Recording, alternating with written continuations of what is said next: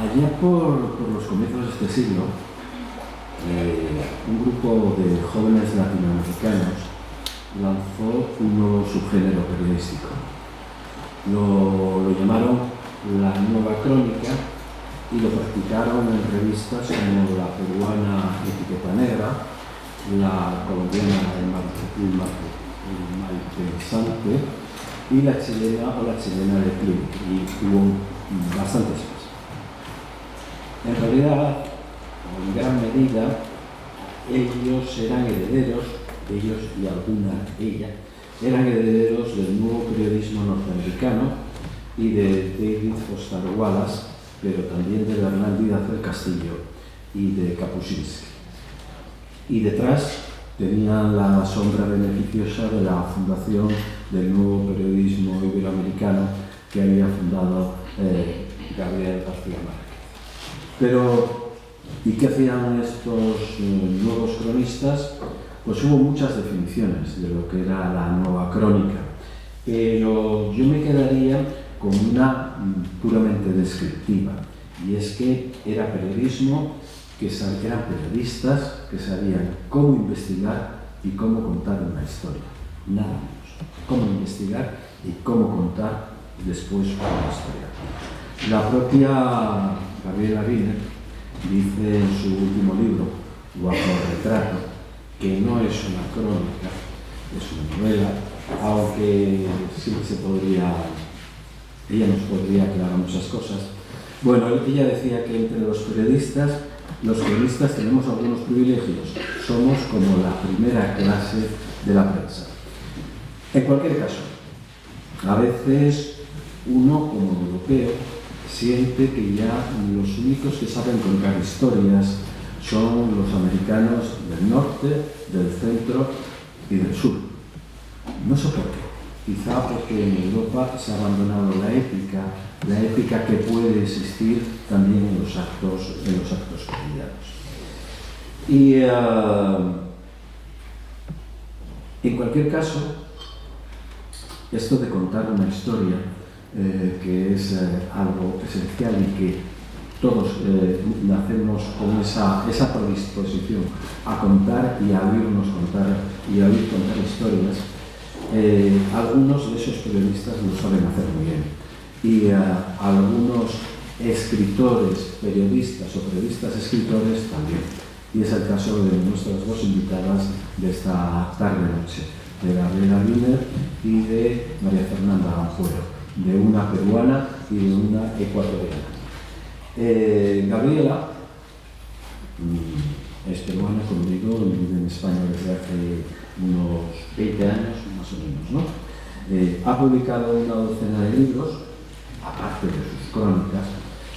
También ha ocupado algunos puestos directivos en diversas publicaciones, pero ha publicado una docena de libros, algunos de los cuales recogen sus crónicas, como Sexografías o 9 lunas, que son las crónicas de su embarazo. Y en 2021 apareció Guapo-retrato, que es su primera novela, si no me equivoco, y una espléndida primera novela que les invito a leer y que tenemos ahí, porque la tenemos en la biblioteca, en esta biblioteca Octavio Paz del Instituto Cervantes. Y es una novela que enlaza precisamente con las herramientas de la descolonización de las que hoy nos van a hablar también. Y por su parte, María Fernanda Gampuero, ecuatoriana, que también está viviendo en Madrid desde hace unos cuantos años, y que, además de haber sido gerente del Plan Nacional del Libro y la lectura del Ministerio de Cultura de su país, ha trabajado en diversos medios. Ha publicado hasta el momento, si no me equivoco, 2 libros de crónicas y otros 2 de relatos. Por un lado, entre los libros de relatos, el exitoso Con razón, Pelea de gallos, que también tienen ustedes ahí, que les invitamos calurosamente a leer, y más recientemente Sacrificios humanos. Son, en el caso de María Fernanda, historias terribles que nacen de las injusticias y de las violencias cotidianas sobre mujeres, niñas o migrantes. Volvemos de nuevo a la descolonización y precisamente el día antes del Día Internacional de la Mujer que todos celebraremos mañana. Así que suya es la palabra de nuestros cronistas de hoy, de nuestras dos mujeres, de Gabriela y de María Fernanda. Adelante.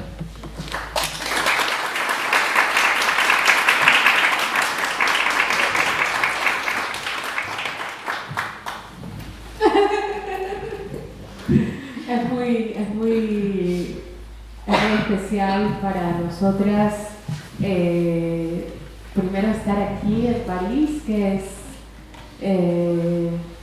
lo que nos enseñaron que era como la cuna de la cultura, y también el Instituto Cervantes, que representa el país que elegimos para vivir y que, aunque no siempre ha sido un camino de rosas, sino más bien lo contrario, creo que el propio Cervantes estaría muy contento de ver en qué se ha convertido España gracias a la migración. Creo que le hubiera gustado la lucha de la inmigración de países latinoamericanos, de países árabes y de países de Asia en España y cómo los ha transformado. Muchas gracias por estar aquí. Es curioso, pero el título de la charla resume, creo que, bastantes cosas en las que venimos pensando María Fernanda y yo en los últimos años, y que es algo que, una palabra como descolonización, que últimamente se usa mucho y suena tan rimbombante y a veces tan crítica, que viene de un origen académico y que a veces cuesta explicarlo. Pero aprovecho esto que mencionas, María Fernanda, como por ejemplo París, ¿no? Por ejemplo, lo que nos enseñan de París, lo que nos enseñan sobre la belleza, lo que nos enseñan sobre la cultura, o las artes ilustradas en general, ¿no? Y cómo, la operación descolonizadora precisamente desacraliza un saber central, ¿no?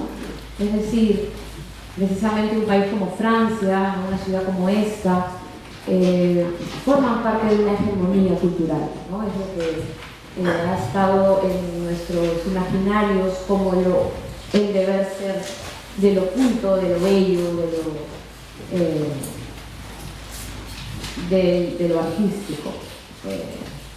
Y comentábamos mucho cómo nos sentíamos muy acomplejadas cada vez que veníamos a París, precisamente antes de que lo descolonizante nos habitara, ¿no? Como de repente siempre era tan intimidante esa cultura y tan aplastante, precisamente porque todo de lo que venimos y lo que nos constituye y lo que hemos amado, no todo tiene que ver con este tipo de cultura, ¿no? Entonces siempre era algo a lo que no pertenecías, ¿no? Algo que de alguna manera te expulsaba, y cuando muy blanco, ¿no? Muy europeo, muy occidental, donde no estaban nuestras marcas, ¿no? Salvo que estuvieran exotizadas. Y es verdad que desde hace un par de veces que vengo a París, desde que toda esta operación se da y será en mí, ¿no? Vengo con un poquito de más autoestima, ¿no? Siento que me intimida menos. Tú tienes mucha autoestima. Siento que puedo venir aquí con unos saberes, ¿no? Con una voz, con otro tipo de cultura, y que eso también existe y es válido, ¿no? Y creo que cuando empezamos a escribir también se nos habló, ¿no? de una hegemonía, ¿no? Era la hegemonía, podemos hablar de la hegemonía masculina en la escritura o en el arte o en lo que sea, europea, blanca también, algo que también tuvimos que descolonizar cuando empezamos a escribir nosotras, ¿no? como recuerda, con ese síndrome de impostora que nos habitaba. Sí, pero también en nuestra cultura teníamos referentes como Borges, que estaba completamente europeizado y que además, salvo sus primeras obras, denostaba un poco este origen indígena y este origen latinoamericano, afro de Argentina, ¿no? Y es verdad que creo que incluso si hablamos de crónica, ¿no? Que es algo creo que empezamos a escribir más o menos en la misma época tú y yo, ¿no? Antes de empezar a publicar cuentos o novelas, recaímos por ahí, recalamos en el periodismo literario, en la crónica, en el periodismo narrativo, y la crónica en sí ya era un género no hegemónico, recuerda, estaba en la periferia de los géneros exitosos. Ahora bueno, se puso de moda después, un tiempo. En la crónica de Guamán Poma de Ayala es como una de las primeras historias que posa los ojos sobre América Latina, ¿no? Y está completamente fuera como del canon. Y recuerdo mucho además que, bueno, sí, obviamente la crónica como término se reivindicaba, por supuesto, con las crónicas indias, escritas por españoles que pues iban a contar lo que vieron, ¿no? Durante la conquista y el virreinato.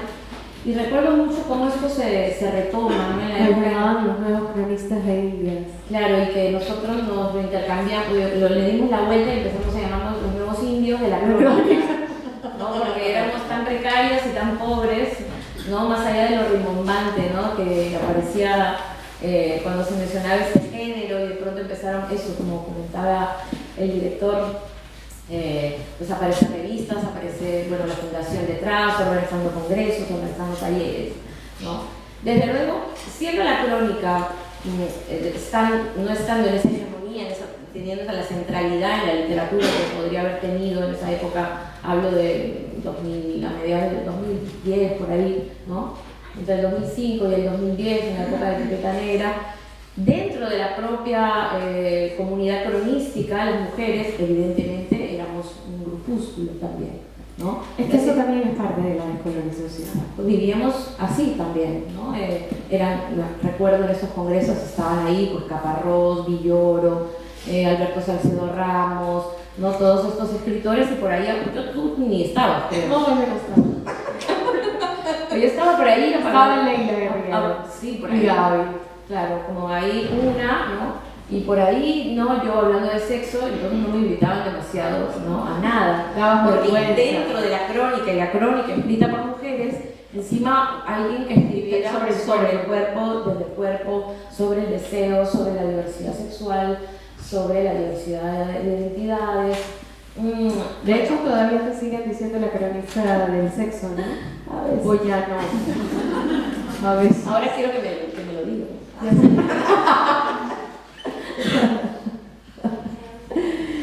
Pero bueno, todo esto como para hablar un poco de desde qué lugar hemos estado contando nosotras, ¿no?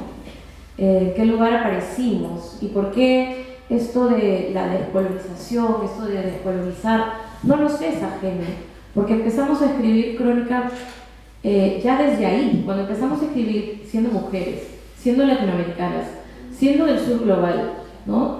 Siendo de una clase social determinada, ¿no? Con este tipo de cuerpos no normativos, digamos, ¿no? Cuando nos decían que dijeran lo es. Y sin referentes. Y sin referentes, ya estábamos haciendo esta operación descolonizadora, ya la estábamos haciendo sin saberlo. Era una proto-descolonización. Estábamos escribiendo textos diversos, estábamos escribiendo textos feministas, estábamos escribiendo textos antirracistas y todos los términos que ahora son de uso común, pero que en ese momento era para nosotros simplemente estar escribiendo sobre y desde el cuerpo, ante lo cual nuestros compañeros escritores, el canon del mainstream en general, nos decían eso no es literatura, e incluso eso no es crónica. No sé si te pasó. A mí me pasaba de todo.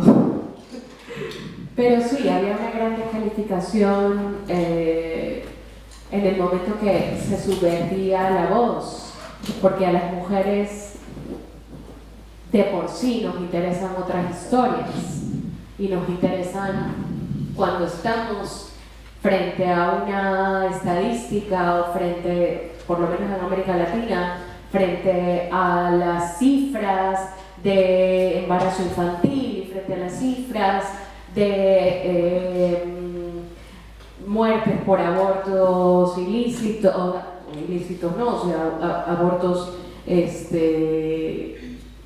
fuera del sistema, digamos, porque es prohibido aún el aborto.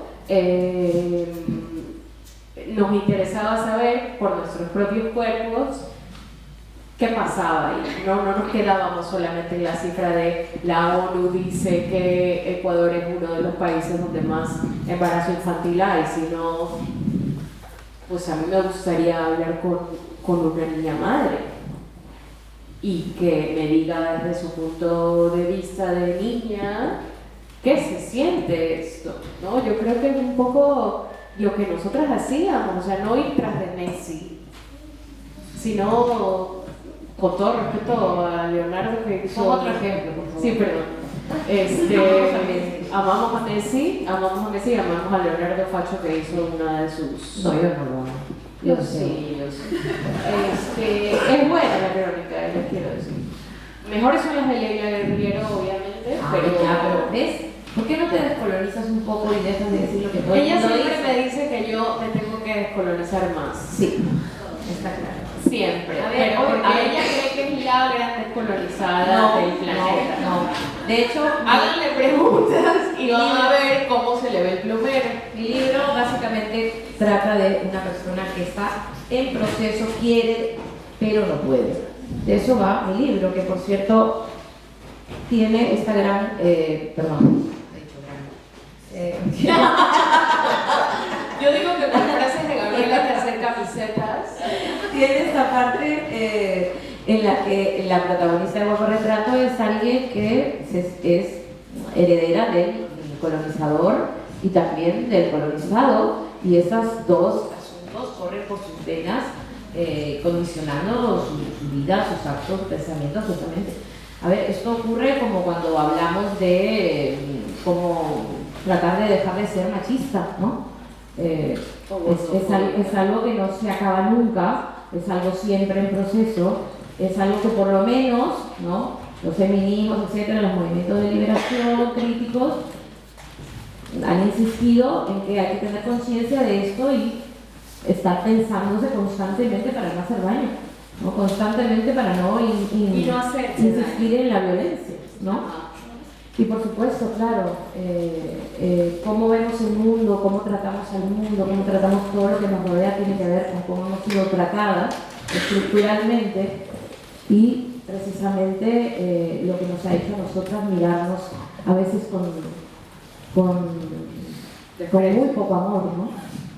Yo quiero hacerte una pregunta. Tú cuando llegaste a España, o sea, tú venías de una situación, o sea, tú venías de Lima, de una situación privilegiada. Bueno, tus padres eran académicos. ¿Qué? Bueno, Estás tu padre completamente equivocada. Tu padre era un señor que escribía. Mi padre era un outsider absoluto. Bueno, Era sí, un trabajador del obviamente. periodismo que de hecho expropió un periódico con los trabajadores porque era tan comunista que le quitó el periódico a sus dueños y hicieron una cooperativa.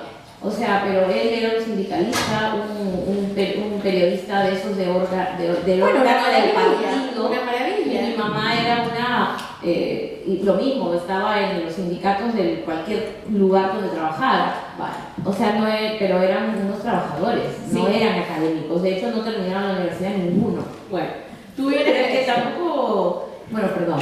Esto Yo quiero esto tiene un nombre. Cuando le sacas así a la gente Quiero formular la un pregunta. privilegio, de repente hay que empezar por casa. Sí, yo No como empezando a señalar ahí. Yo he tenido si no te has equivocado. Yo he tenido Te mucho, perdono. pero que puedas hacer la pregunta. Cuando llegaste a España, ¿tú sentiste que tus privilegios iban desapareciendo poco a poco, como un striptease de privilegios? A ver, evidentemente he sido una migrante con unos privilegios respecto a la gran cantidad de migrantes latinoamericanos que sabemos que existen, que son las que migran, sobre todo mujeres, para hacer trabajo feminizado, ¿no? Esto, pues hay una migración interna, una migración a nivel latinoamericano y hay una migración hacia España. Durante muchos años la gente de Sudaca lo que hacía, sigue viniendo para hacer trabajos de cuidados, ¿no? Y desde luego yo no fui esa migrante, yo fui una migrante que hay que estudiar, en ese sentido una migrante privilegiadísima. Y sin embargo no me imaginaba, ¿no? lo que suponía pues, no tener dinero, no tener papeles para poder trabajar.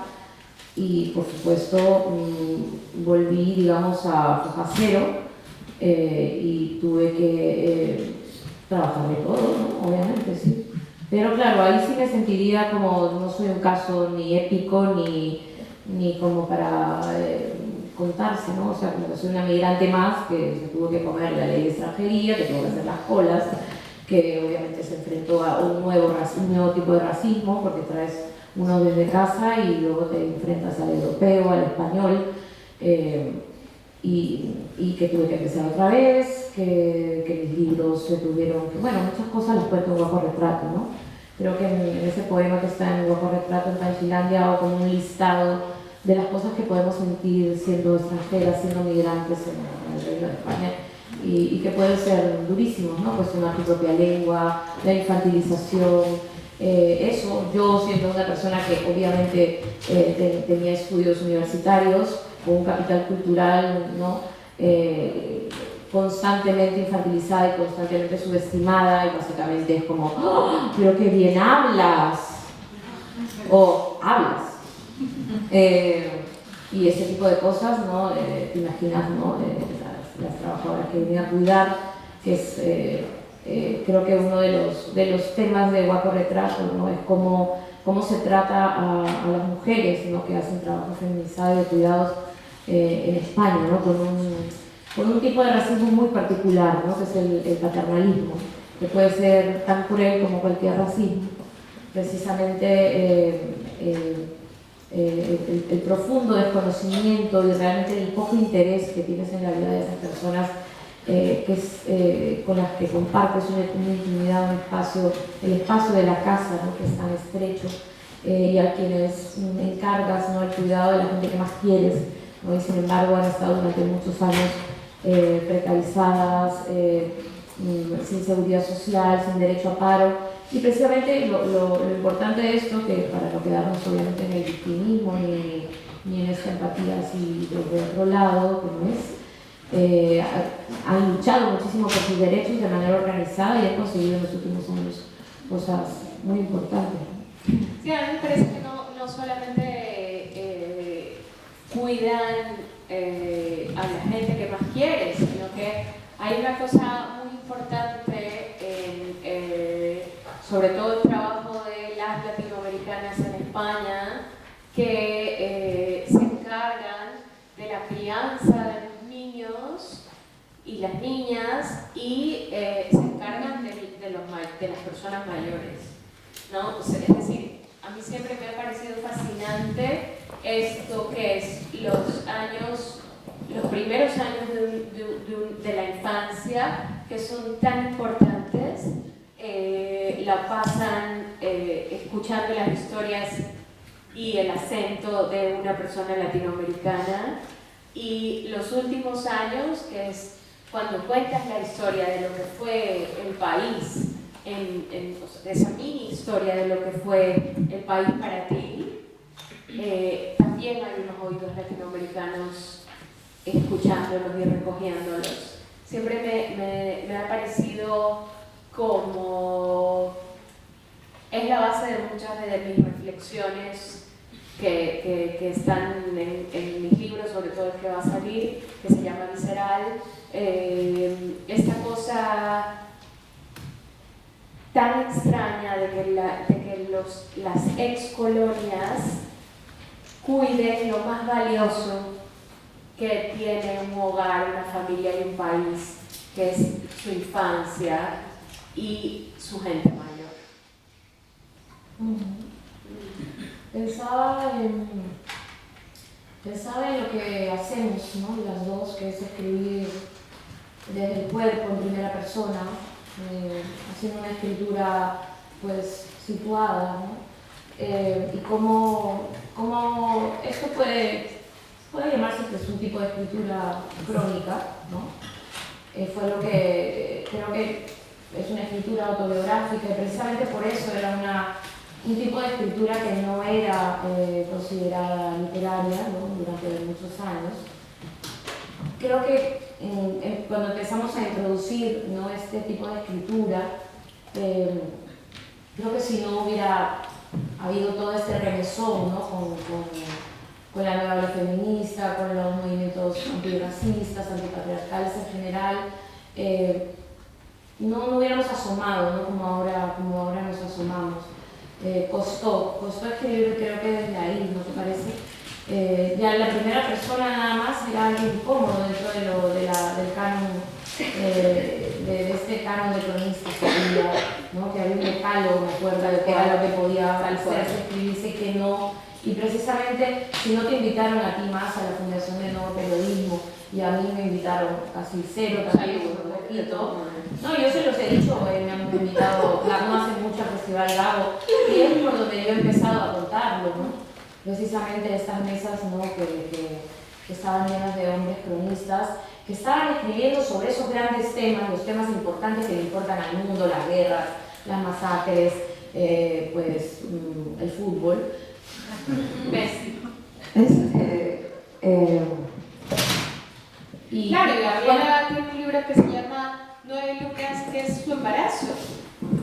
Entonces es como, ¿cuál libro vamos a comprar? ¿El embarazo de Gabriela Wiener o Messi? Yo el embarazo de Gabriela Wiener, les digo en serio que no. A ver, una de las típicas cosas que a mí siempre me dijeron por escribir en una literatura del yo, autobiográfica, siempre fue, pero a mí qué me importa tu vida, ¿no? O sea, tu embarazo, tu vida, con quién te acuestas, qué es lo que piensas tú sobre... Porque había esta inercia de que el ensayo, que por cierto Visceral es un libro de ensayos personales precisamente, ¿no? Eran algo que solo podían permitirse la gente famosa, ¿no? La gente con cierta celebridad a la que la gente le puede importar algo, su vida, ¿no?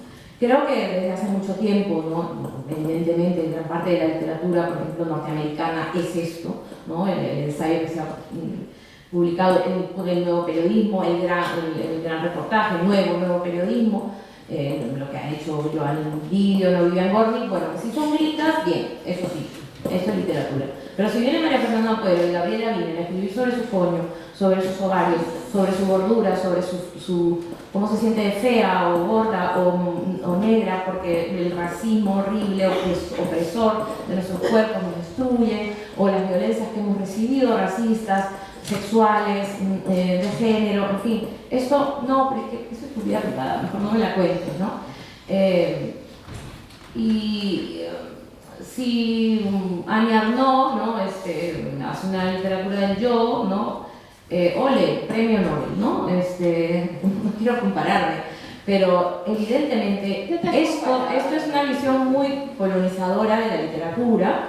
Ahora oye, antes no le hubieran dado jamás un premio por lo que a Annie Arnaud escribiendo lo que escribe, pero ojo, todo esto tiene que ver con el empuje de las mujeres y de las disidencias, ¿no?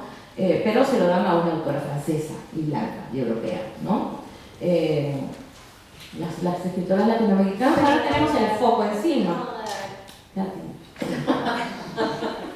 María Fernanda Puero quiere que la biblioteca del Instituto Cervantes se llame María Fernanda Puero. No, quiero que se llame Elena Navarro, porque no, ella propuso Blanca Varela. Blanca Varela. No, pero a ver, es más fácil cambiar por tipo cercanía familiar, Elena Navarro. A ver, pero ¿por qué no dice Octavio Paz? Se lo tira para tu país, pues, ¿no? No, te estoy diciendo que es por cercanía familiar, que es más fácil. Justo hoy que estaba recomendando en la biblioteca un libro de Blanca Varela, me acordé que Octavio Paz le hizo un gran elogio a Blanca, diciéndole que tú no eres una poeta, tú eres un poeta, que escribes como hombre. A mí también me han dicho Yo te eso. puedo decir escritora, y a ti yo te digo escritor. A mí me han dicho mucho Por eso le dije, también. tienes que poner Blanca Varela en la biblioteca.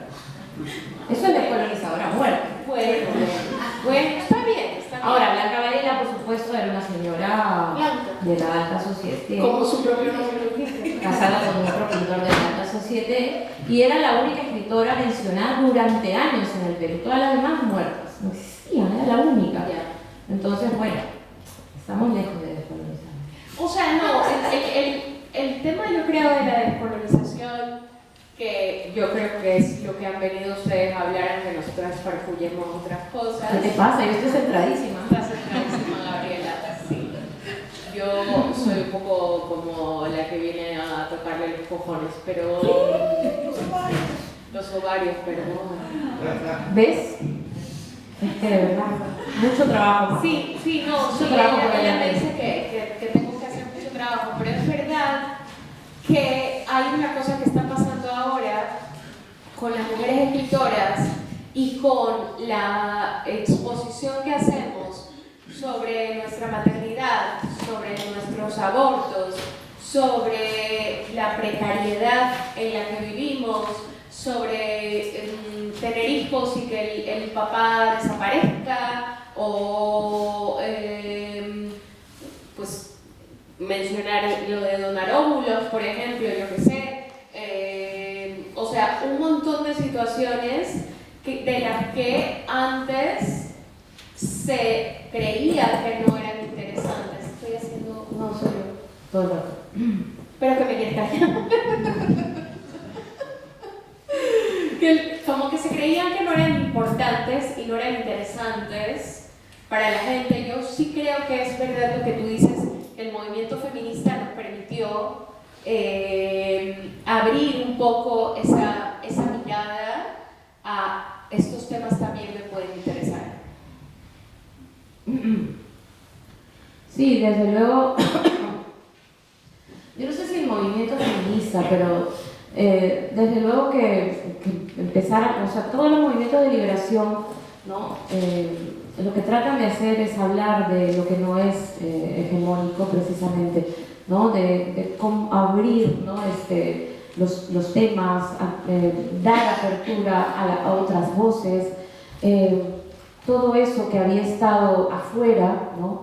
Ya no necesariamente quiere estar adentro, ¿no?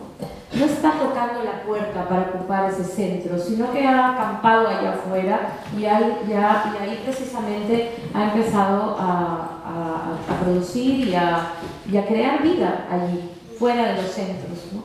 Y creo que esto que además tiene que ver con nuestras identidades bastardas, nuestras identidades mestizas, manchadas, ¿no? Periféricas, crean también, ¿no?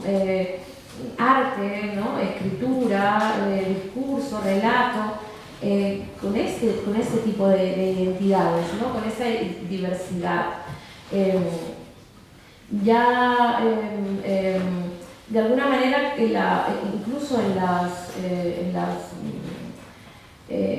especies, en las plantas, en los animales, se ha probado, ¿no? Científicamente, no sé por qué estoy hablando de eso, no tengo ni idea, pero cómo las especies más mezcladas, más mestizas, son las que mejor resisten y más preparadas están para la supervivencia, ¿no? Por supuesto.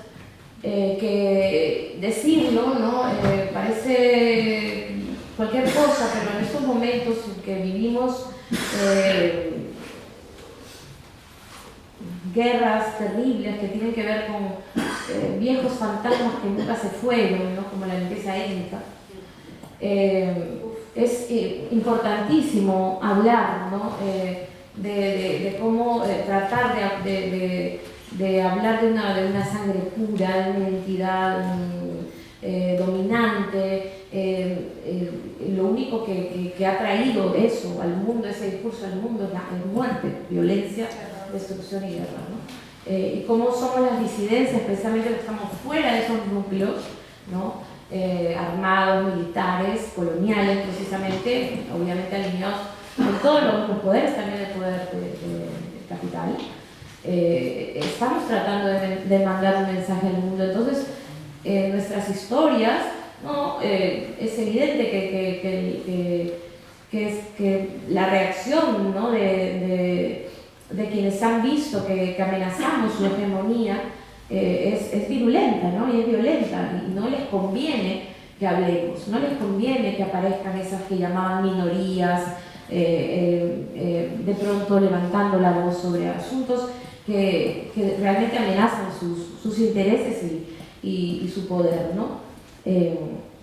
Por eso escribimos también. Y hacerlo, ellos no desprecian hablando, ay, bueno, ¿tú qué quieres escribir solamente sobre cositas de mujeres, ¿no? Cuando escribí 9 lunas, un libro sobre la maternidad, sobre los fantasmas de la maternidad, que partía de mi cuerpo que se estaba transformando por el embarazo, pero que no es una crónica de mi embarazo nada más, ¿no? Donde hay reflexiones, ¿no? Acerca de este papel, ¿no? Que nos toca, que se nos impone, en fin, hay todo tipo de delirios sobre la reproducción, sobre la oscuridad, el aborto, en fin, muchas cosas, que es un temazo en el tema de la maternidad tan universal como el amor o la guerra, y sin embargo se me despreciaba y se ninguneaba este tipo de literatura, ¿no? No era algo que se quisiera leer porque era una cosa para mujeres, ¿no? Y me pasó muchísimas veces cuando escribía poesía, ya están otra vez escribiendo estas mujeres sobre su menstruación, y es lo que tenemos que oír constantemente, ¿no? Como si lo que hiciéramos, escribir con esta subjetividad, desde estas subjetividades nuevas que no estaban en el mundo, no fuera también una especie de revolución, porque no estábamos, estas voces no estaban, ¿no? Y no lo digo por nosotras, lo digo por lo que está ocurriendo. O sea, autoras que ahora mismo, que antes era impensable que están ahora contando y levantando sus voces, ¿no? O sea, autores indígenas, autoras afro, autoras con discapacidad, escritoras trans.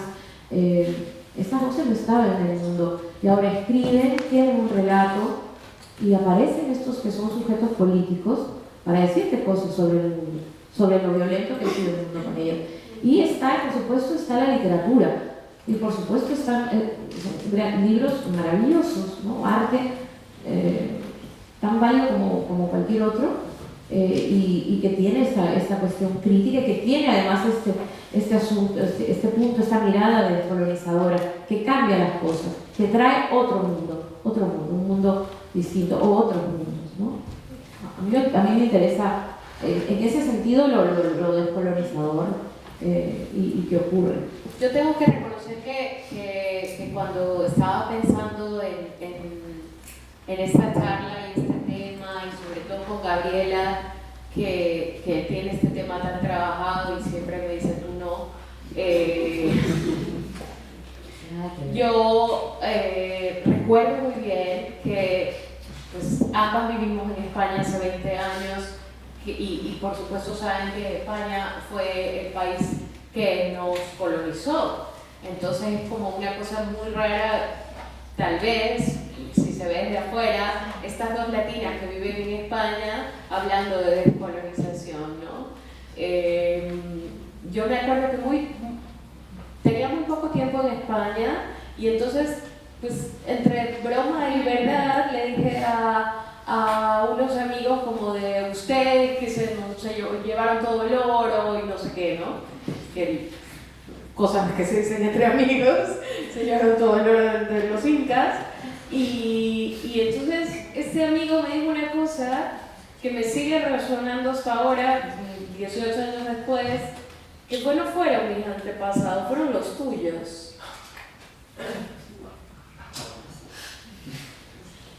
Ampuero no es un apellido indígena. Hay un pueblo en Cantabria que se llama así.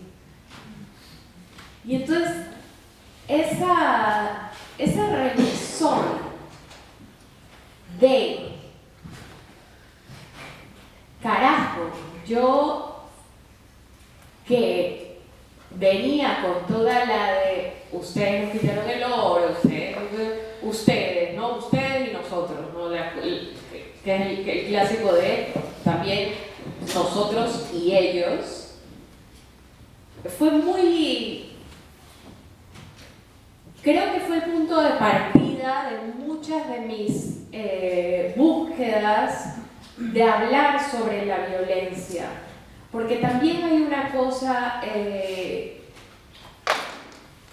como muy profunda en una misma de odiarse, de buscar la blanquitud, de que te atraiga la blanquitud, de que te atraiga Cézanne en lugar de el arte anónimo de América Latina, o que te atraiga la música clásica, Schubert, porque eso es lo que te debe de gustar. Yo estudié literatura y pues leímos a los grandes, supuestamente, autores canónicos de Europa. Y claro, este proceso de descolonización mío tiene que empezar por esa parte mía que está colonizada. Yo creo que eso es lo más difícil y lo más importante que he hecho en mi vida. Entender que no se puede descolonizar hasta que no aceptes que tú también eres un sujeto colonizado y que ejerces sobre los demás una mirada colonizadora.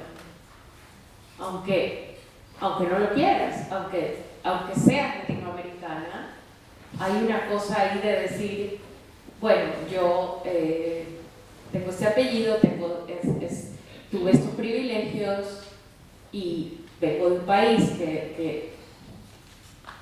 donde la desigualdad social es muy brutal y claro, y al momento de convertirte en inmigrante y al momento de convertirte en sudaca, porque todas somos eso cuando salimos de nuestro país, te empiezas a dar cuenta de quién soy, qué soy, qué me han hecho creer que soy, ¿no? Yo supongo que debe haber aquí mucha gente que no nació en Francia, que también se ha hecho esa pregunta una vez que salió de su país, porque yo era de un barrio, o sea, ni siquiera era de Ecuador, era de un barrio, de una zona, de una ciudad de Ecuador que era Guayaquil. Y de pronto me convierto en esta cosa inmensa y brutal que se llama ser sudaca, ¿no? Ustedes los sudamericanos. Y pues tienes que un poco replantearte tu lugar en el mundo. Es un ejercicio doloroso, pero muy necesario, creo. Y por ejemplo, en este libro visceral que ahora publicas, ¿cuáles dirías que son historias que podrían reflejar el tema del que hablamos, ¿no? Yo le pago todos los meses una fortuna, bueno, una pequeña fortuna en mi economía a Repsol YPF, que es una empresa que destruye la Amazonía. Imagínense lo que eso significa para mí, digamos. Una persona que escribe sobre la violencia. O sea, tal vez piensen que es una tontería lo que estoy diciendo, pero tal vez no, porque tal vez haya multinacionales francesas en vuestros países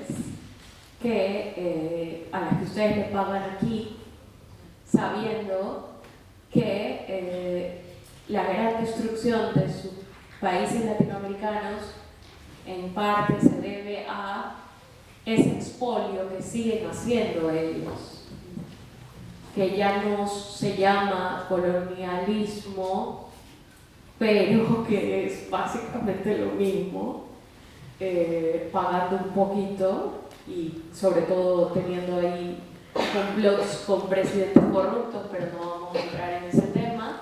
Entonces escribes ahí un ensayo. Escribo sobre que Repsol mata gente en la Amazonía ecuatoriana. Y yo, María Fernanda Ampuero, que soy ecuatoriana, le doy todos los meses por luz y gas un montón de dinero. Y cómo yo me puedo parar en el mundo viviendo esta esquizofrenia. ¿Qué hago? ¿No? Yo no sé si ustedes se lo han planteado, pero hoy caminábamos con Gabriela y veíamos gente vendiendo souvenirs de la Torre Eiffel y veíamos y decíamos, estas personas probablemente fueron colonia de Francia y sí, qué símbolo tan brutal que vendan pequeños réplicas del gran símbolo del país que nos colonizó. ¿No? ¿No les parece? ¿No? Nos parecía como... Bueno, es la necropolítica, ¿no? En Sí, su máximo, como devastador. Porque además inmediatamente tenían que escapar porque llegaba la Claro, policía, claro, ¿no? exacto. Y era como una... que también pasa en España, ¿no? Que hay muchos africanos, sobre todo, vendiendo banderas de la selección española o del Real Madrid o del Barça y hay como una especie de paripé o de performance de que la policía llega y que se avisan y que recogen las... Esto es todo un delirio y hoy lo vimos que pasó aquí también y es como... Bueno, no sé, te dan ganas como de explotar, como de gritar. ¿Qué hacemos con esto? ¿Qué hacemos con esto? Sí, bueno, Europa cada vez está más fascista, es tremendo.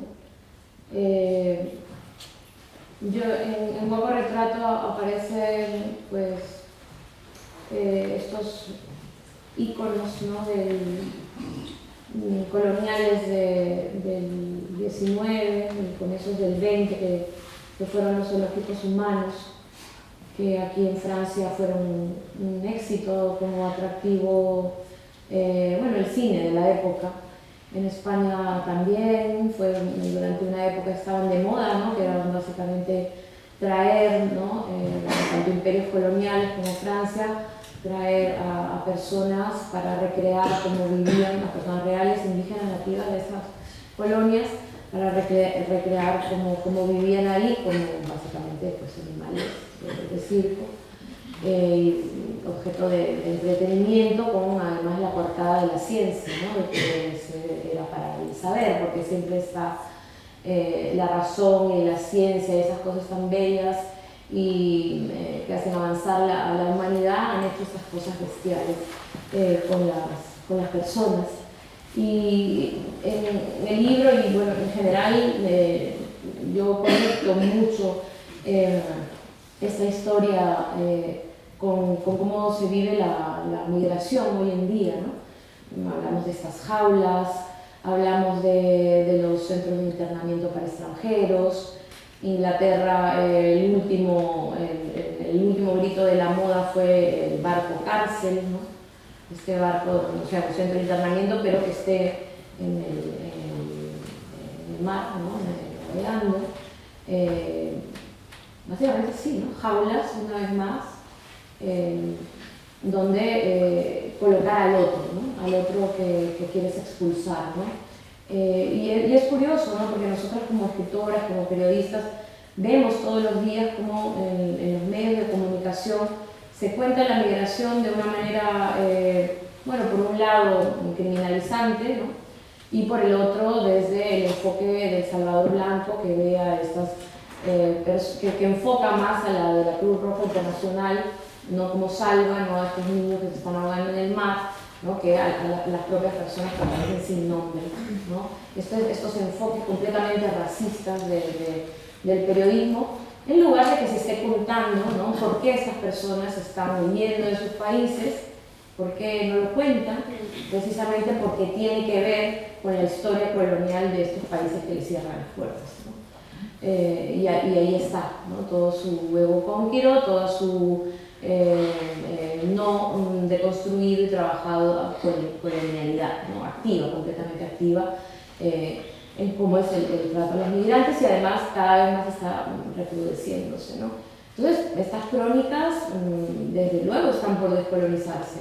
Estos artículos en los periódicos, pero es que las redacciones incluso, ¿no? En los medios de comunicación no contratan migrantes, no contratan gente racializada. Hace poco en Brasil hubo toda una revolución en los periódicos porque la mitad de la población de Brasil es negra, ¿no? Y era un 100% de blancos contando las historias, todas las historias, ¿no?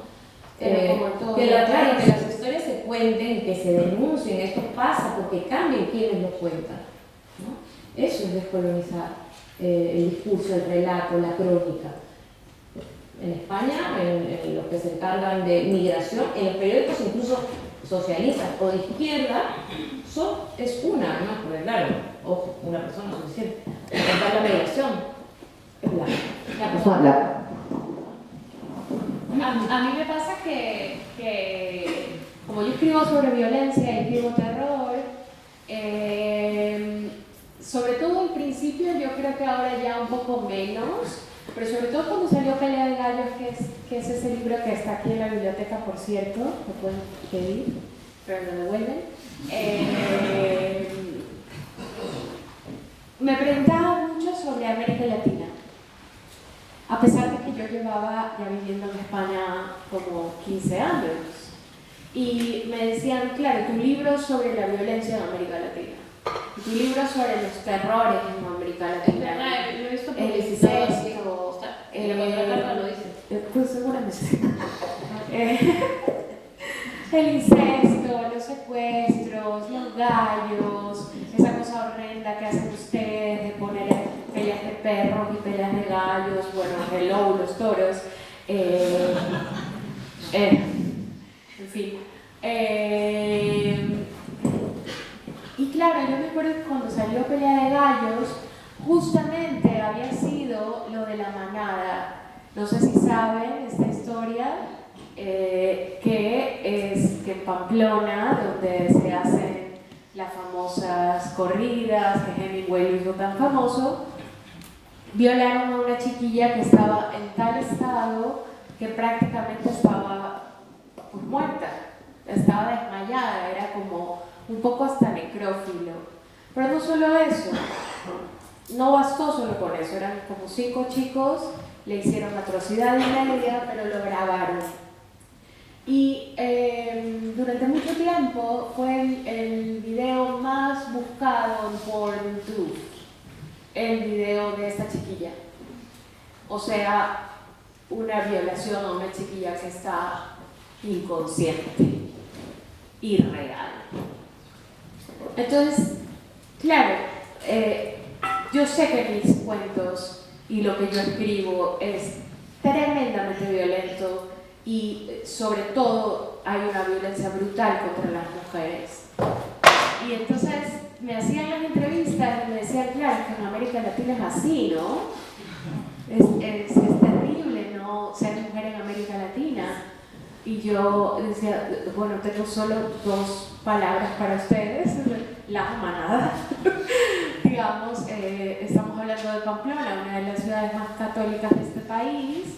Estamos hablando de unos chicos que uno creo que era guardia civil y el otro no militar. sé si militar, y en fin. Y es inenarrable lo que pasa, lo que le pasó a esta chiquilla. O sea, no solamente tuvo que vivir una violencia sexual innombrable, sino que fue grabada y la vio el país, ¿no? Entonces, o sea, la buscaban para verla.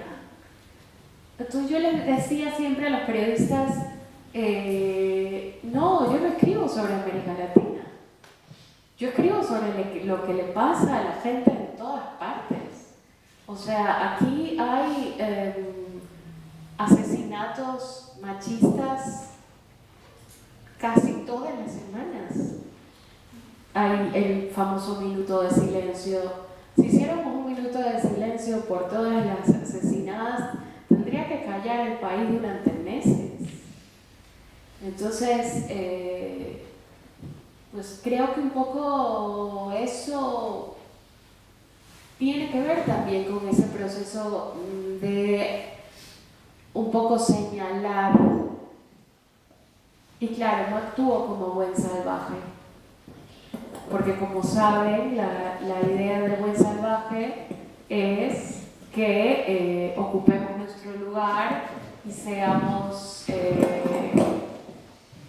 pero Gabriela, por el amor de Dios, perdón, llevo mal salvaje. Sí, tiene que hacer su show. A ver, ya te estamos alargando un poquito. Hola. Me encantó eso. Bueno, a lo mejor deberíamos darle la palabra a tu hijo. Qué desgraciada. Aunque no. Pero termina, entonces. No, ya terminé. No, perdón. No quería molestar. Hola. No pasa nada. Sí, no, Por no favor, está termina. importante lo que estaba diciendo. Pero por favor, termina. Sí, No. Ya, por favor, no seas Sí, por favor, si alguien tiene alguna pregunta para Gabriela Wiener, nada. A ver, aquí. Bueno, primero agradecerles por la conferencia, por escribir también. Yo vengo de Honduras, soy refugiada política en Francia desde hace 5 años. Sí, 5. Y bueno, soy mestiza, mi abuela era indígena lenca, una de las comunidades que más ha sido oprimida en Honduras. Y bueno, yo estuve siempre en círculos de escritores y no podía escribir ficción. Soy malísima para escribir ficción. La migración así me ha hecho también enfrentarme a un estado de silencio después de duelos. Entonces me conecté muchísimo con tu libro y siento que también en Francia, donde me he confrontado más al racismo y a mi identidad, donde me he sentido más... porque también viene con una idea romántica, como ustedes decían al inicio, de Francia, la libre y la heroica, Francia, la tierra de derechos, ¿no? Pero no, de hecho, o sea, sí hay gente interesantísima, ¿verdad? Pero hay gente también que te recuerda a cada momento, tenés un acento de dónde venís y se posiciona desde la autoridad, desde la extranjera. Y bueno, he tenido que hacer un trabajo espantosamente difícil con una terapeuta para intentar entender ese racismo interiorizado que me dejaba muda delante de las autoridades, que me dejaba muda delante de mis amantes blancos y también que También hay que descolonizar eso. ¿entendés? El gusto. Claro, sí, pero bueno, también si pongo a todos mis amantes sería una convención de Naciones Unidas, tampoco así, ¿verdad? Pero eso, ritualizar la sanación, ¿verdad? Y gracias por eso que has hecho, ¿verdad? Porque nos ha abierto, primero, ver a alguien que te admiro muchísimo, confrontando a la misma mierda que me he confrontado, y bueno, gracias porque sos un ejemplo y todavía no te he leído, pero bueno, eso. Y que, sí. No está traducido y como vivo acá, entonces a veces estamos jodidas con el acceso. Ya viene. En esto de que decía la herramienta como descolonización, qué pequeños pasos podemos ir avanzando para descolonizar nuestras historias y también la sociedad, porque tenemos trabajándonos, pero también que el otro se trabaje. Sí, sobre todo que me parece muy importante que tampoco nos flagelemos con esto, ¿sabes? Es decir, tratemos de mirar esto con lo que tiene que ver es con una cuestión estructural, ¿no? Creo que aquí han salido esos, de dónde vienen, ¿no? Todas estas violencias efectivamente coloniales, eso, ¿no? Sin descargar responsabilidades, pero si algo nos han estado diciendo constantemente es, oye, trabájate la autoestima, ¿no? Oye, gestiónate tu no sé qué, ¿no? Oye, a ver si... Es que incluso decir, a ver, descolonízate, ¿no? Descoloniza tu deseo. ¿no? Eso me dice ella. No, claro, o sea, esto es la broma constante y que entre nosotras, con las compañeras, ¿no? Racializadas, hermanas, precisamente, bueno, Ya hablaste mucho, ya está. Es algo que tenemos que decirnos entre nosotras también, ¿no? Recordárnoslo, ¿no? Obviamente, ¿no? Con el tema del deseo, bueno, pues hay cosas que nos vienen de muy atrás. Tenemos unas programaciones tremendas, ¿no? Como en el amor romántico, como en el deseo blanqueado, como en el amor poliamor blanco, y así. Estamos claramente con muchas cosas que deconstruir, pero démonos cuenta en el mundo que vivimos. O sea, vivimos en un mundo en el que es muy difícil, ¿no? Que esto pueda funcionar, que seamos funcionales, que seamos gente deconstruida. No, la violencia es constante. Precisamente somos gente que hemos sufrido sobre todo la violencia racista colonial. Y así creo que el trabajo que se ha hecho con el tema de la violencia de género, con la violencia machista, que creo que llegó a calar en la sociedad y realmente se volvió un sentido común, todavía falta muchísimo para que la violencia racista y colonial se entienda como se entiende la violencia machista, es decir, que deja traumas, que deja heridas de por vida, que condiciona la manera en que nos relacionamos, en que amamos, en que deseamos, porque es precisamente el cuerpo también el que es la víctima y lo que es dañado cuando se ejerce contra nosotras la violencia racista. Es nuestro cuerpo el que es despreciado, es nuestro cuerpo el que es discriminado, y de eso tampoco se sale fácilmente. Entonces, cuando hablamos de estos traumas, podemos hacer bromas, pero son trabajos muy profundos que hay que hacer para liberarnos, ¿no? de esto que nos causó, de cómo nos miramos nosotras mismas al espejo, ¿no? De ahí que la reflexión, ¿no? para tratar de ese amor que no nos hemos dado, porque el mundo no nos lo ha dado, tiene que ver con darnos amor entre nosotras. Yo creo que la clave está por ahí, ¿no? Y creo que eso es lo que trato de decir en Guaco Retrato, crear comunidad, ¿no? Que el reflejo, que lo que nos devuelve el espejo, ¿no? Empiece a ser algo no pleno, ¿no? Para nosotras. Tiene que ver que nos empecemos a gustar entre nosotras, que nos empecemos a valorar entre nosotras, que nos acostemos, también lo digo en el libro, ¿no es cierto? Entre nosotras, que nos reunamos en nuestra propia materia, ¿no? Porque precisamente lo que hemos estado haciendo todo el rato es mirar hacia el que era el dominante, ¿no? Hacia ese deseo, ese ideal blanco, etc. Hacerse, por supuesto, lesbiana también tiene que ver con eso. No me Bueno, un poco diversificar nuestro deseo, ¿no? Porque precisamente también somos parte de una programación altamente heterosexual y altamente blanca, y ahí nos hemos quedado y hemos sufrido mucho también por eso, por tratar de encajar en eso que no somos. Sobre todo cuando vivimos en estos países, ¿no? Hay una cosa que probablemente varios de ustedes se estén preguntando, y es por qué, si tenemos este discurso, vivimos en España. ¿Y por qué no? Porque hemos venido a que nos devuelvan el oro.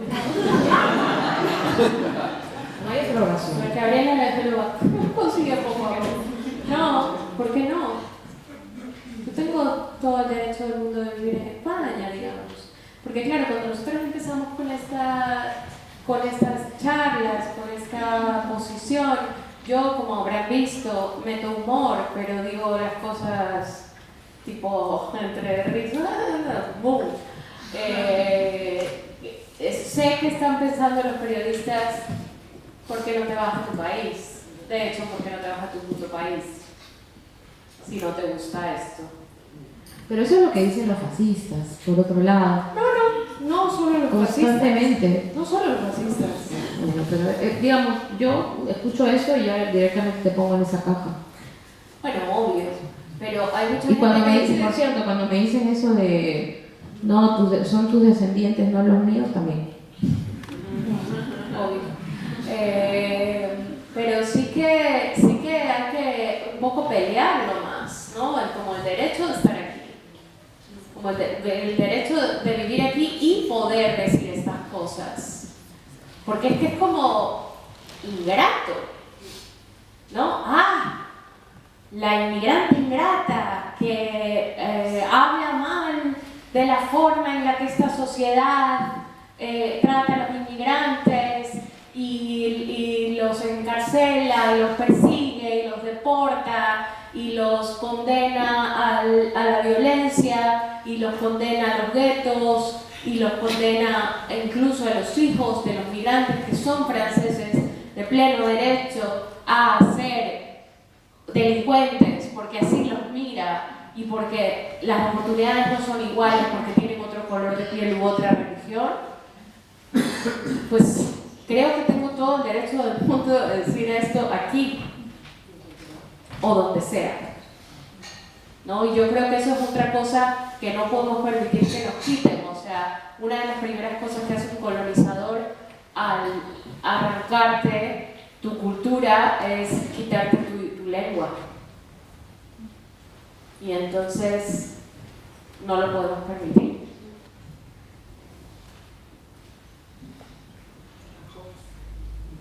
Ahí hay una pregunta. ¿Sí? Yo tenía como una pregunta y una reacción a lo que no recuerdo quién mencionó que hubo un momento en el que la pregunta del ensayo es como para los famosos, que limitaba un poquito a escribir. Entonces solo me preguntaba como cuál fue la respuesta o cuál fue el camino que llevó a pasar de el ensayo es para los famosos y yo como persona común y corriente no puedo escribir. Como que cuál es el recorrido que te llega o te lleva a publicar. O sea, ¿qué respuesta te das a ti misma para autorizarte ese contar mi historia? Esa es como la pregunta. Y después había como una reacción, yo creo que fue María Fernanda, que dijiste la historia de los apellidos. O sea, tú decías como mi apellido, acuerdo, supongo que es español. Y yo tenía como una historia ahí como, que más, esta reacción te digo, es más que contar porque no es otra cosa. Porque mi apellido es Alvarado. Y yo vengo como de un pueblo indígena de Guatemala. Entonces para mí los apellidos importan muy poco, ¿sabes? Porque significa, o sea, yo tengo el apellido Alvarado porque la tatarabuela fue violada por un español que decidió poner el apellido de buena onda, te voy a reconocer al hijo. Entonces como realmente eso no, como que el apellido realmente es como Ixcaquic, es el apellido que venía de la familia, ¿sabes? Entonces como que eso. Y luego solo es como anecdótico, contar, expoliando, así, exhibiendo a los amigos, que somos como un grupo de latinos, que somos de varios países, estamos aquí sentaditos juntos, y hicimos un club de lectura. Y básicamente hablamos de los efectos de la migración en París, que lo que nos está provocando, lo que estamos viviendo, cómo lo vivimos, y lo hacemos a través de un libro. Entonces, que creo que esto nos da material para nuestro siguiente encuentro. Qué lindo, súper interesante todo lo que dices. Sí, bueno, lo que tratábamos de contar al principio era que realmente ha habido un movimiento, ¿no?, emancipador de las disidencias y de las mujeres racializadas también, que ha empujado nuestras historias, ¿no? Es decir, el hecho de que ahora mismo haya tanto interés editorial por escritoras latinoamericanas, tiene que ver con eso. Hemos también analizado que eso no es perfecto, porque si bien, ¿no?, se empieza a valorar mujeres, es a un tipo de mujer constantemente. O nosotras, ¿no?, que precisamente no encajamos tampoco en esa normatividad, muchas veces también estamos un poco para demostrar qué plurales somos las instituciones. es decir, esto que se conoce como tokenizar a la gente, es decir, estamos pasando por un periodo que puede ser no sé cuánto durará, efímero, en el que sí hay puesto el foco sobre nosotras y sí de pronto empieza a escucharse nuestras historias. Esto se logra, creo que por cuestiones políticas, por presión política, por presión social, porque empezamos a aparecer, porque empezamos a hacer un trabajo por visibilizar estas historias, estas voces que no estaban, y desde luego también esas otras maneras de contar, porque así como tú decías, ¿no?, que tú nunca has podido contar ficción, y el hecho de que tú, por ejemplo, escribas no ficción o escribas un tipo de género mixto, bastardo, diverso, ¿no?, tiene también una tradición, ¿no? Gloria Anzaldúa, por ejemplo, es una escritora chicana, lesbiana, que escribió textos precisamente híbridos completamente, ¿no?, y bastardos. Y era alguien que estaba también en este tipo de procesos críticos y descolonizadores de lo que hacía.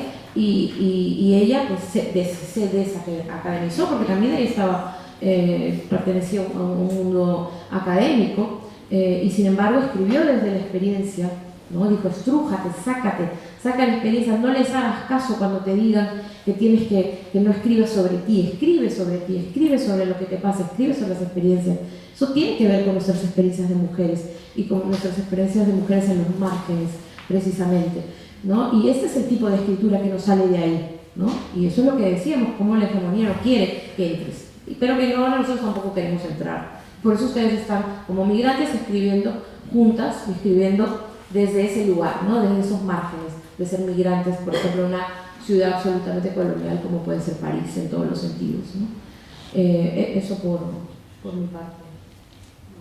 No, a mí me parece hermosísimo que tengan comunidad, que es algo que muchas veces nos pasa cuando somos extranjeras en un país, que perdemos ese sentido de comunidad y de pertenencia, que nosotras hemos ido construyendo poco a poco y con grandes dificultades, pero el divide y vencerás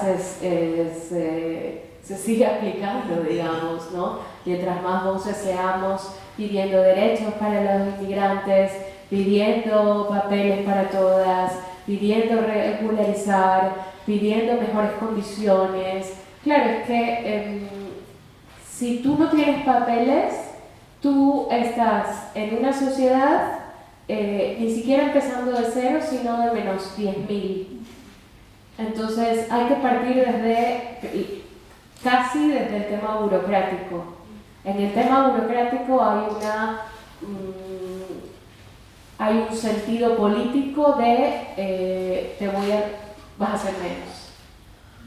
Vas a hacer menos y te va a costar mucho más que se oigan tus voces, porque no vas a ser profe, porque no vas a ser periodista, porque no vas a ser comentarista político, porque ¿dónde están las columnas de los inmigrantes en este país?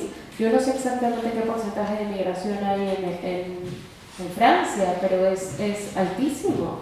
¿Y dónde están las personas inmigrantes hablando? Solo somos simpáticas cuando nos ponen en una valla publicitaria y dice todos somos parisinos, o todos somos... Había una publicidad en Madrid que decía, si vienes a Madrid ya eres de Madrid.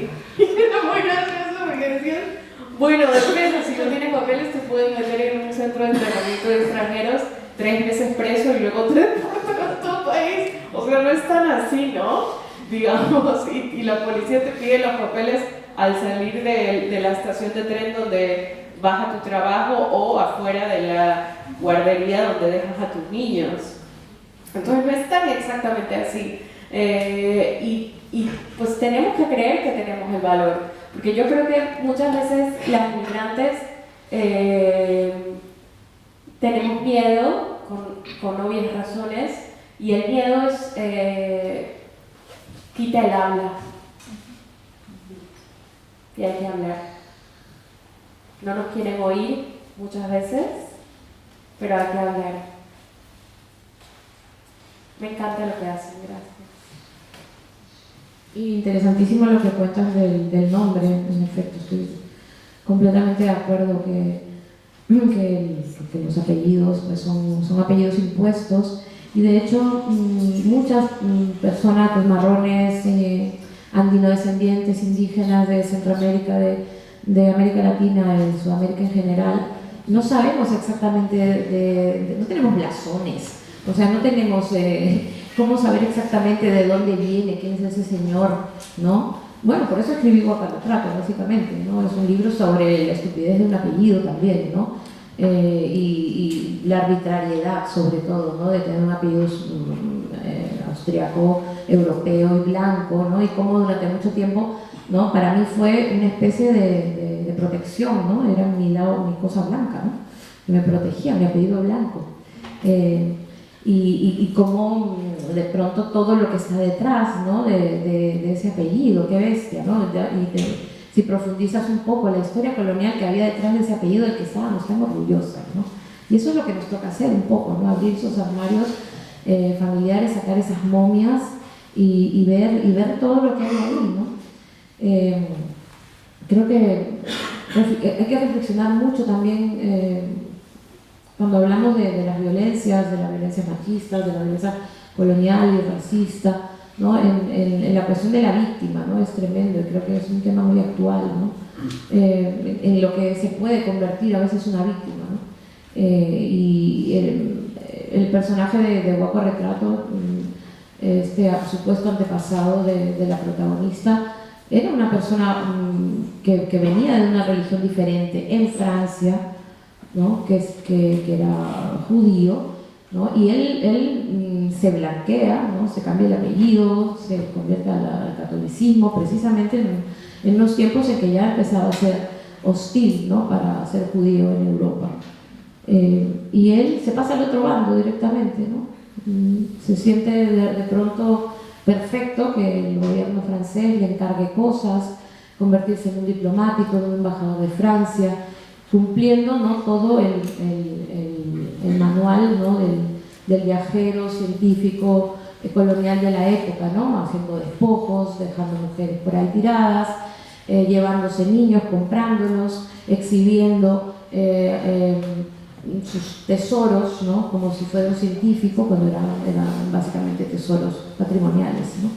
Y estos son la gente de la que nos hemos sentido orgullosos, ¿no? Y cómo de repente, ¿no? Pues en algún momento la víctima se puede volver un victimario y se puede dar ese giro que bueno, que estamos viendo, ¿no? en el presente, en este genocidio que está ocurriendo ahora mismo en Gaza, ¿no?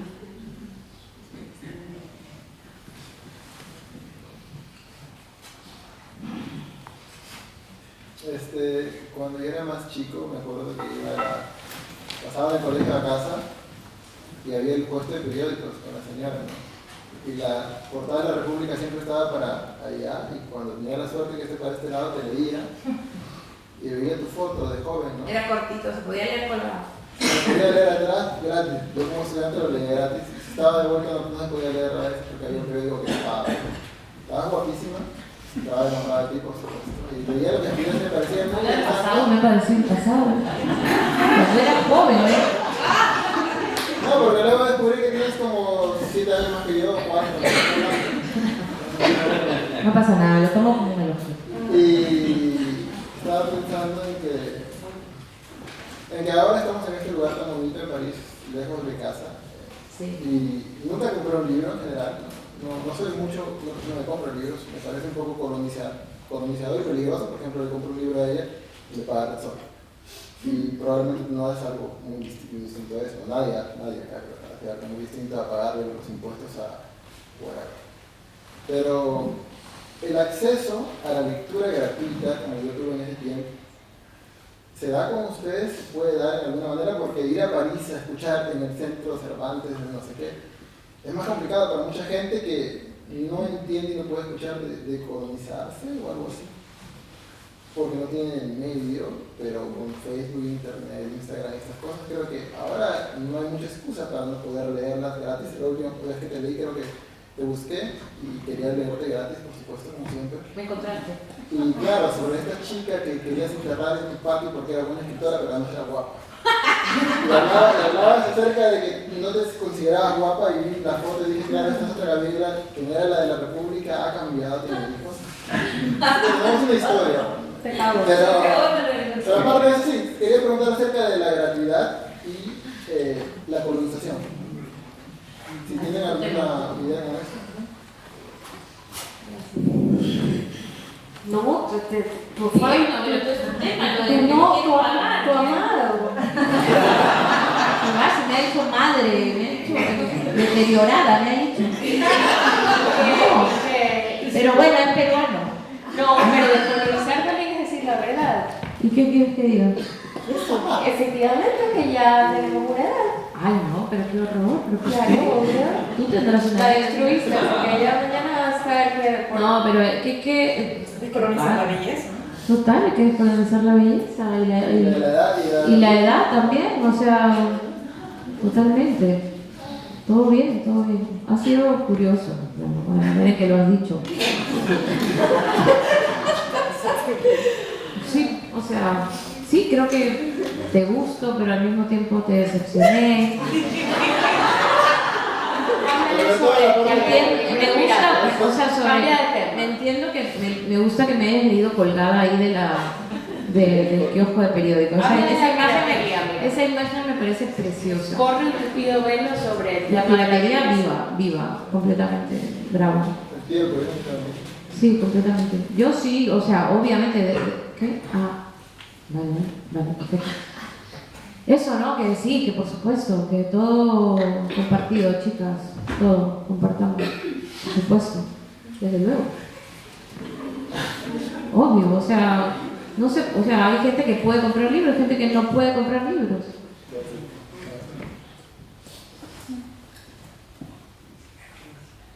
Y ya termino, estoy viendo manos ahí que dicen chao. Sí, tenía una pregunta sobre cómo las partes de escribir, porque hablar desde la primera persona, siendo mujer y contando cosas muy íntimas, ¿qué tipo de desafíos ha tenido para ti? Porque como que alguna vez me gustaría escribir algo y siendo migrante hay tantas cosas por decir, pero luego también está como, son cosas demasiado íntimas, ¿cómo luego...? Te diría no escuches eso. La literatura es pura intimidad, aunque hay un filtro de la ficción, el filtro del lenguaje, de la metáfora, o puede que no tenga nada de eso, pero la literatura es, una gran parte de eso es lo personal. Y cuanto más personal es, más original es y más interesante es de leer. Y ante las críticas, ¿cómo se formó tu impermeabilidad ante las críticas? ¿Qué palabrota? O sea, ¿qué palabrón? No la ¿Qué tiene. palabra? Impermeabilidad. No la tiene.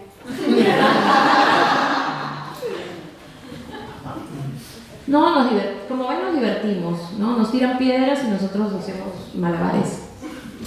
Después de un día tirada en la cama. No, bueno, no, o sea, es lo que decimos, que estamos es un momento muy interesante que yo siempre digo hay que hacer caja ahora mismo, porque no... Pero si le acabas de decir al chico que la gratuidad... No, hay que hacer caja, no, pero precisamente hay que hacer caja para la supervivencia y colectiva, por supuesto que hay que ahorrar, porque ahora mismo nosotras, las mujeres, las personas tal, bueno, un grupo de nosotras, estamos teniendo una atención que no teníamos antes, por eso en este momento digo, en este momento hay que cobrar. Bueno, es relevante que una peruana y una ecuatoriana estén en este edificio rococó en París, en el Instituto Cervantes, hablando en un lugar que se llama Octavio Paz. Elena Garro, perdón. Blanca Varela. O sea, hace 20 años, 15 tal vez, No. hubiera sido Goitisol. Pero así nos pasa todo el rato, nos está pasando. A mí con el tema de autorretrato me invitan a museos, ¿no? De repente estoy ahí en el Museo de Bolonia hablando sobre la descolonización de los museos, de repente el British Museum que escriban un tal, que, o sea, por eso te digo que estas cosas, ¿no? no van a pasar eternamente, ¿no? O sea, ojalá vendrán se ellas diversificaran. y ellos a tomarnos la posta, ¿verdad? Ojalá, ¿no? Se pueda abrir camino entre todos. Y otra cosa, los escritores no tenemos familia. ¿Cómo es eso? No tenemos. Hacemos de cuenta que nuestra familia nunca nos va a leer.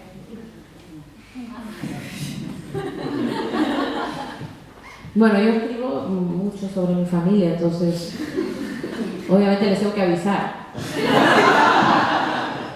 O sea, el epígrafe de Pelea de Gallos es todo lo que se pudre forma una familia. Lispector, ¿no? No, ¿Cómo? Fabián Casas. Ah, Fabián. Justo leí los epígrafes de una del Lispector de otra Fabián. ¿Alguien más?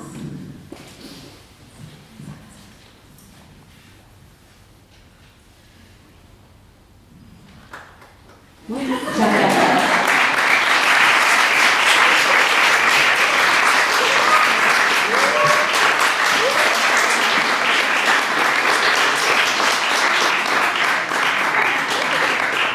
Muy bien, pues no sé si tengo sonido. ¿Hay sonido?